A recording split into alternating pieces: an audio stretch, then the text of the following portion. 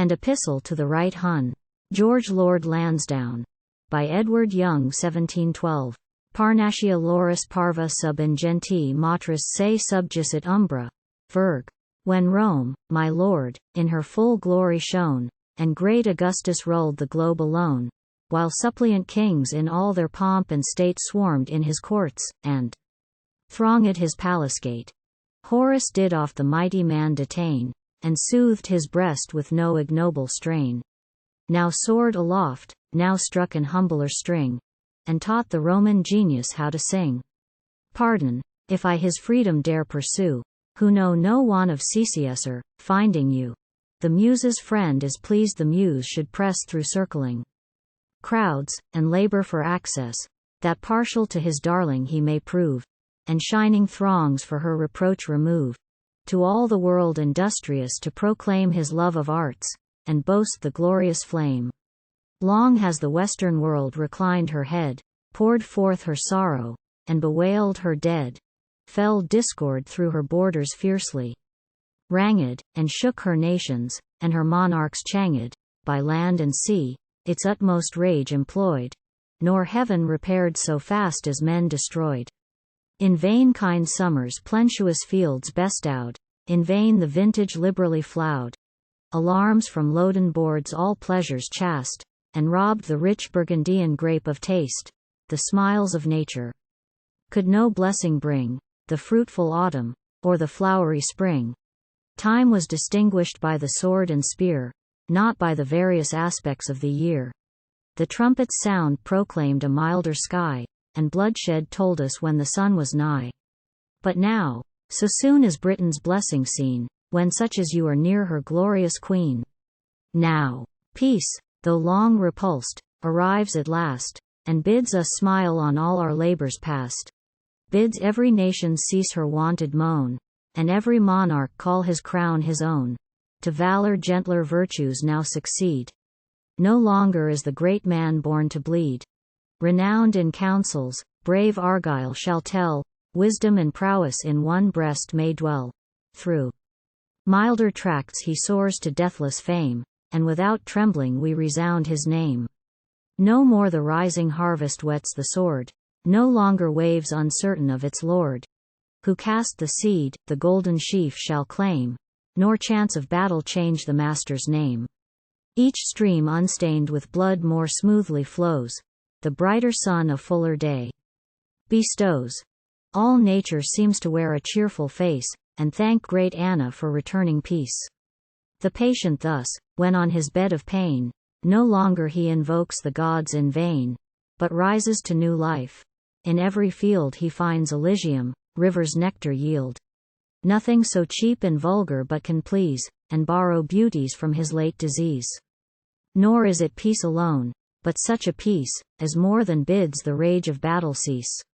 Death may determine war, and rest succeed, 'cause naught survives on which our rage may feed. In faithful friends we lose our glorious foes, and strifes of love exalt our sweet repose. See graceful Bolingbroke, your friend, advance, nor miss his Lansdowne in the court of France. So well received, so welcome, so at home, blessed change of fate, in Bourbon's stately dome. The monarch pleased, descending from his throne, will not that Anna call him all her own. He claims a part, and looking round to find something might speak the fullness of his mind. A diamond shines, which oft had touched him near, renewed his grief, and robbed him of a tear. Now first with joy beheld, well placked on one, who makes him less regret his darling son. So dear is Anna's minister, so great, your glorious friend in his own private state. To make our nations longer too, in vain does nature interpose the raging main. The Gallic shore to distant Britain grows, for Lewis Thames, the Seine for Anna flows. From conflicts past each other's worth we find, and thence in stricter friendship now are joined. Each wound received, now pleads the cause of love, and former injuries endearments prove. What Britain but must prize illustrious sword, that cause of fear to Churchill could afford? Who sworn to Bourbon's sceptre, but must frame vast thoughts of him, that could brave Tyrd tame? Thus generous hatred in affection ends, and war, which raced the foes, completes the friends. 1,000 happy consequences flow, the dazzling prospect makes my bosom glow. Commerce shall lift her swelling sails, and roll her wealthy fleets secure from pole to pole. The British merchant, who with care and pain for many moons sees only skies and main, when now in view of his loved native shore, the perils of the dreadful ocean o'er, cause to regret his wealth no more shall find, nor curse the mercy of the sea and wind, by hardest fate condemned to serve a foe, and give him strength to strike a deeper blow.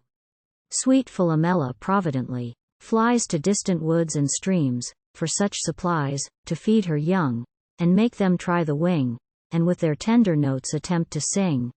Meanwhile, the fowler spreads his secret snare, and renders vain the tuneful mother's care. Britannia's bold adventurer of late the foaming ocean ploughed with equal fate. Goodness is greatness in its utmost height, and power a curse, if not a friend to right. To conquer is to make dissension cease, that man may serve the King of Kings in peace. Religion now shall all her rays dispense, and shine abroad in perfect excellence. Else we may dread some greater curse at hand, to scourge a thoughtless and ungrateful land. Now war is weary, and retired to rest. The meager famine, and the spotted pest, deputed in her stead, may blast the day, and sweep the relics of the sword away. When peaceful Numa filled the Roman throne, Jove in the fullness of his glory shone. Wise Solomon, a stranger to the sword, was born to raise a temple to the Lord. And two shall build, and every sacred pile speak peace eternal to Britannia's isle. Those mighty souls, whom military care diverted from their only great affair, shall bend their full united force, to bless Th, almighty author of their late success. And what is all the world subdued to this? The grave sets bounds to sublunary bliss, but there are conquests to great Anna known, above the splendor of an earthly throne, conquests, whose triumph is too great, within the scanty bounds of matter to begin, too glorious to shine forth, till it has run beyond this darkness of the stars and sun, and shall whole ages past be still, still but begun. Heroic shades, whom war has swept away, look down, and smile on this auspicious day. Now boast your deaths, to those your glory tell, who or at Agincourt or Cressy fell. Then deep into eternity retire, of greater things than peace or war inquire, fully content, and unconcerned, to know what farther passes in the world below. The bravest of mankind shall now have leave to die but once, nor piecemeal seek the grave. On gain or pleasure bent, we shall not meet sad melancholy numbers in each street, owners of bones dispersed on Flandria's plain, or wasting in the bottom of the main. To turn us back from joy, in tender fear, lest it an insult of their woes appear, and make us grudge ourselves that wealth, their blood perhaps preserved, who starve, or beg for food. Devotion shall run pure, and disengage from that strange fate of mixing peace with rage. On heaven without a sin we now may call, and guiltless to our Maker prostrate fall. Be Christians while we pray, nor in one breath ask mercy for ourselves, for others' death. But oh, I view with transport arts restored, which W's to Britain shall afford. Secure her glory purchased in the field, and yet for future peace sweet motives yield. While we contemplate on the painted wall, the pressing Briton, and the flying Gaul, in such bright images, such living grace, as leave great Raphael but the second place. Our cheeks shall glow, our heaving bosoms rise, and martial ardors sparkle in our eyes. Much we shall triumph in our battles past, and yet consent those battles prove our last. Lest, while in arms for brighter fame we strive, we lose the means to keep that fame alive. In silent groves the birds delight to sing, or near the margin of a secret spring. Now all is calm, sweet music shall improve, nor kindle rage, but be the nurse of love. But what's the warbling voice, the trembling string, or breathing canvas, when the muses sing? The muse, my lord, your care above the rest, with rising joy dilates my partial breast. the thunder of the battle ceased to roar, ere Greece her godlike poets taught to soar. Rome's dreadful foe, great Hannibal, was dead, and all her warlike neighbors round her bled. For Janus shut, her eopecans rung, before an Ovid or a Virgil sung. 1,000 various forms the muse may wear, 1,000 various forms become the fair winking face, but shines in none with more majestic mien, than when in state she draws the purple scene, calls forth her monarchs, bids her heroes rage, and mourning beauty melt the crowded stage, charms back past ages, gives to Britain's use the noblest virtues time did e'er produce, leaves famed historians boasted art behind. They keep the soul alone, and that's confined, sought out with pains, and but by proxy speaks the hero's presence deep impression makes. The scenes his soul and body reunite, furnish a voice, produce him to the sight. Make our contemporary him that stood high in renown, perhaps before the flood. Make Nestor to this age advice afford, and Hector for our service draw his sword. More glory to an author what can bring, whence nobler service to his country spring, than from those labors, which, in man's despite, possess him with a passion for the right? With honest magic make the knave incline to pay devotion to the virtuous mind. Through all her toils and dangers bid him rove, and with her wants and anguish fall in love. Who hears the godlike Montezuma groan, and does not wish the glorious pain his own? Lend but your understanding, and their skill can domineer at pleasure o'er your will. Nor is the short-lived conquest quickly past. Shame, if not choice, will hold the convert fast. How often have I seen the generous bowl with pleasing force unlock a secret soul, and steal a truth, which every sober hour, the prose of life, had kept within her power. The grape victorious often has prevailed, when golden beauty, racks and tortures, failed. Yet when the spirit's tumult was allayed, she mourned, perhaps, the sentiment betrayed, but mourned too late, no longer could deny, and on her own confession charged the lie. Thus they, whom neither the prevailing love of goodness hear, or mercy from above, or fear of future pains, or human laws could render advocates in virtue's cause, caught by the scene, have unawares resigned their wonted disposition of the mind. By slow degrees prevails the pleasing tale, as circling glasses on our senses steal, till thoroughly by the muse's banquet warmed, the passions tossing, all the soul alarmed, they turn mere zealots flushed with glorious rage, rise in their seats, and scarce forbear the stage, assistance to wronged innocence to bring, or turn the poniard on some tyrant king. How can they cool to villains? How subside to dregs of vice, from such a godlike pride? To spoiling orphans how today return, who wept last night to see Monimia mourn? In this gay school of virtue, whom so fit to govern, and control the world of wit, as Talbot, Lansdowne's friend, has Britain known? Him polished Italy has called her own. He in the lap of elegance was bred, and tracked the muses to their fountainhead. But much we hope, he will enjoy at home what's nearer ancient than the modern Rome. Nor fear I mention of the court of France, when I the British genius would advance. There too has Shrewsbury improved his taste. Yet still we dare invite him to our feast. For Corneille's sake I shall my thoughts suppress of Orinoco, and presume him less. What though we wrong him? Isabella's woe waters those bays that shall forever grow. Our foes confess, nor we the praise refuse, the drama glories in the British muse. The French are delicate, and nicely lead of close intrigue the labyrinthian thread. Our genius more affects the grand, than fine, our strength can make the great plain action shine. They raise a great curiosity indeed, from his dark maze to see the hero freed. We rouse affections, and that hero show gasping beneath some formidable blow. They sigh. We weep. The Gallic doubt and care we heighten into terror and despair. Strike home, the strongest passions boldly touch, nor fear our audience should be pleased too much. What's great in nature we can greatly draw, nor thank for beauty's the dramatic law. The fate of Cćsar is a tale too plain the fickle Gallic taste to entertain. Their art would have perplexed, and interwove the golden heiress with gay flowers of love. We know heaven made him a far greater man than any Cćsar, in a human plan, and such we draw him, nor are too refined, to stand affected with what heaven designed.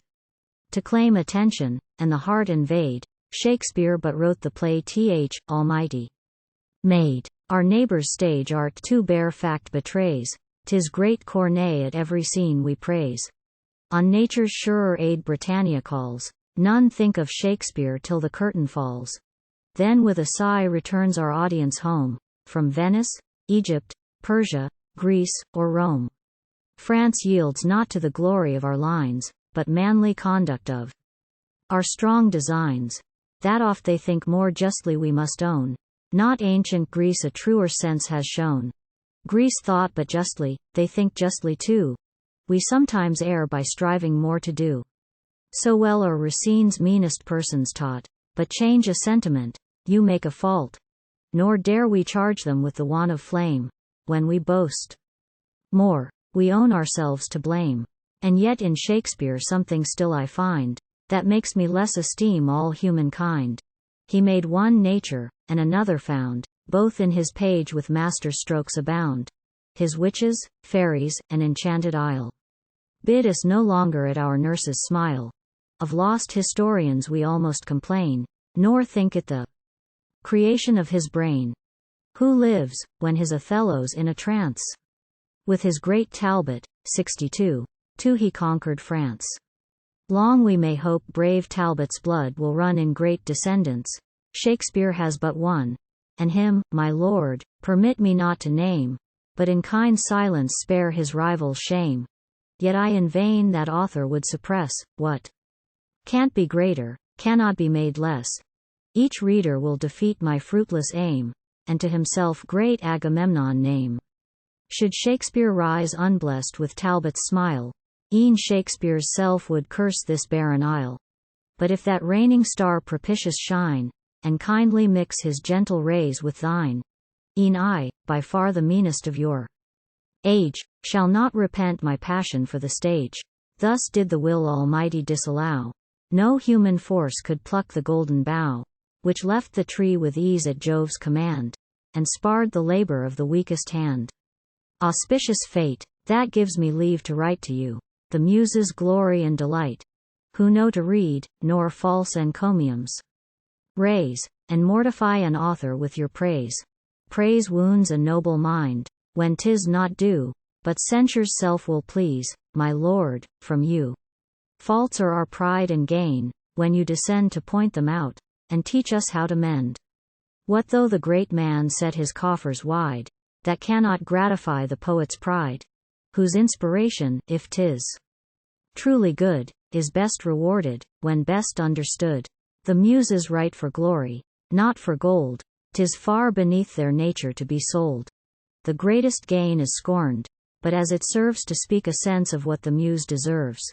The muse which from her Lansdowne fears no wrong, best judge, as well as subject, of her song. Should this great theme allure me further still, and I presume to use your patience ill, the world would plead my cause, and none but you will take disgust at what I now pursue. Since what is mean my muse can't raise, I'll choose a theme that's able to exalt my muse.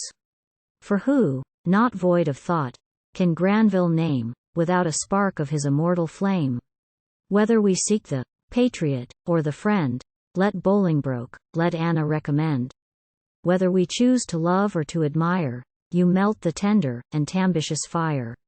Such native graces without thought abound, and such familiar glory spread around, as more incline the stander by to raise his value for himself, than you to praise. Thus you befriend the most heroic way, bless all, on none an obligation lay. So turned by nature's hand for all that's well, 'tis scarce a virtue when you most excel. Though sweet your presence, graceful as your mien, you to be happy want not to be seen. Though prised in public, you can smile alone, nor court an approbation but your own. In throngs, not conscious of those eyes that gaze in wonder fixed, though resolute to please you, were all blind, would still deserve applause. The world's your glory's witness, not its cause. That lies beyond the limits of the day, angels behold it, and their God obey. You take delight in others' excellence, a gift, which nature rarely does dispense, of all that breathe 'tis you. Perhaps, alone would be well pleased to see yourself outdone. You wish not those, who show your name respect, so little worth, as might excuse neglect. Nor are in pain lest merit you should know, nor shun the well-deserver as a foe, a troublesome acquaintance, that will claim to be well used, or dye your cheek with shame. You wish your country's good, that told so well your powers are known, event I need not tell. When Nestor spoke, none asked if he prevailed. That god of sweet persuasion never failed, and such great fame had Hector's valor wrought, who meant he conquered, only said he fought. When you, my lord, to sylvan scenes retreat, no crowds around for pleasure, or for state, you are not cast upon a stranger land, and wander pensive o'er the barren strand. Nor are you by received example taught, in toys to shun the discipline of thought. But unconfined by bounds of time and place, you choose companions from all human race. Converse with those the deluge swept away, or those whose midnight is Britannia's day. Books not so much inform, as give consent to those ideas your own thoughts present. Your only gain from turning volumes o'er, is finding cause to like yourself the more. In Grecian sages you are only taught with more respect to value your own thought. Great Tully grew immortal, while he drew those precepts we behold alive in you. Your life is so adjusted to their schools, it makes that history they meant for rules. What joy, what pleasing transport, must arise within your breast, and lift you to the skies, when, in each learned page that you unfold, you find some part of your own conduct told. So pleased, and so surprised, Caeneus stood, and such triumphant raptures furred his blood, when far from Trojan shores the hero spied his story shining forth in all its pride. Admired himself, and saw his actions stand the praise and wonder of a foreign land. He knows not half his being, who's confined in converse, and reflection on mankind. Your soul, which understands her charter well, disdains imprisoned by those skies to dwell. Ranges eternity without the leave of death, nor waits the passage of the grave. When pain's eternal, and eternal bliss, when these high cares your weary thoughts dismiss, in heavenly numbers you your soul unbend, and for your ease to deathless fame descend. Ye kings, would ye true greatness understand, read Seneca grown rich in Granville's hand. 63. Behold the glories of your life complete, still at a flow, and permanently great. New moments shed new pleasures as they fly, and yet your greatest is, that you must die. Thus Anna saw, and raced you to the seat of honor, and confessed her servant great. Confessed, not made him such. For faithful fame her trumpet swelled long since. With Granville's name. Though you in modesty the title wear, your name shall be the title of your heir. Farther than ermine, make his glory known, and cast in shades the favor of a throne. From thrones the beam of high distinction springs, the soul's endowments from the King of Kings. Lo! One great day calls forth 10 mighty peers. Produce 10 Granvilles in 5,000 years. Anna, be thou content to fix the fate of various kingdoms, and control the great. But oh! To bid thy Granville brighter shine, to him that great prerogative resign, who the sun's height can raise at pleasure higher, his lamp illumine, set his flames on fire. Yet still one bliss, one glory, I forbear, a darling friend whom near your heart you wear. That lovely youth, my lord, whom you must blame, that I grow thus familiar with your name. He's friendly, open, in his conduct nice, nor serve these virtues to atone for vice. Vice has he none, or such as none wish less, but friends indeed, good nature in excess. You cannot boast the merit of a choice, in making him your own. 'Twas nature's voice, which called too loud by man to be withstood, pleading a tie far nearer than of blood. Similitude of manners, such a mind as makes you less the wonder of mankind. Such ease his common converse recommends, as he ne'er felt a passion, but his friends, yet fixed his principles, beyond the force of all beneath the sun, to bend his course. 64. Thus the tall cedar, beautiful and fair, flatters the motions of the wanton air, salutes each passing breeze with head reclined. The pliant branches dance in every wind, but fixed the stem her upright state maintains, and all the fury of the north disdains. How are you blessed in such a matchless friend? Alas! With me the joys of friendship end. O Harrison! I will complain. Tears soothe the soul's distress, though, shed in vain. Didst thou return, and bless thy native shore with welcome peace, and is my friend no more? Thy task was early done, and I must own death kind to thee, but to thee alone. But 'tis in me a vanity to mourn the sorrows of the great thy tomb adorn. Strafford and Bolingbroke the loss perceive, they grieve, and make thee envied in thy grave. With aching heart, and a foreboding mind, I night to day in painful journey joined, when first informed of his approaching fate, but reached the partner of my soul too late. 'Twas past, his cheek was cold. That tuneful tongue, which Isis charmed with its melodious song, now languished, wanted strength to speak his pain, scarce raised a feeble groan, and sunk again. Each art of life, in which he bore a part, shot like an arrow through my bleeding heart. To what served all his promised wealth and power, but more to load that most unhappy hour? Yet still prevailed the greatness of his mind, that, not in health, or life itself confined, felt through his mortal pangs Britannia's peace, mounted to joy, and smiled in death's embrace. His spirit now just ready to resign, no longer now his own, no longer mine. He grasps my hand, his swimming eyeballs roll, my hand he grasps, and enters in my soul, then with a groan, support me, oh, beware of holding worth, however great, too dear. 65. Pardon, my lord, the privilege of grief, that in untimely freedom seeks relief. To better fate your love I recommend, oh. May you never lose so dear a friend? May nothing interrupt your happy hours. Enjoy the blessings peace on Europe showers, nor yet disdain those blessings to adorn. To make the muse immortal, you was born. Sing. And in latest time, when stories dark, this period your surviving fame shall mark. Save from the gulf of years this glorious age, and thus illustrate their historian's page. The crown of Spain in doubtful balance hung, and Anna Britain swayed, when Granville sung, that noted year.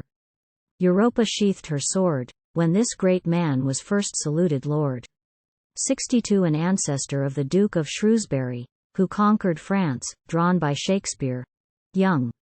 63 See his lordship's tragedy entitled, Heroic Love. Young. 64 His lordship's nephew, who took orders. Young. 65 The author here bewails that most ingenious gentleman, Mr. William Harrison, Fellow of New College, Oxon. Young. See a more particular account of him in the supplement to Swift.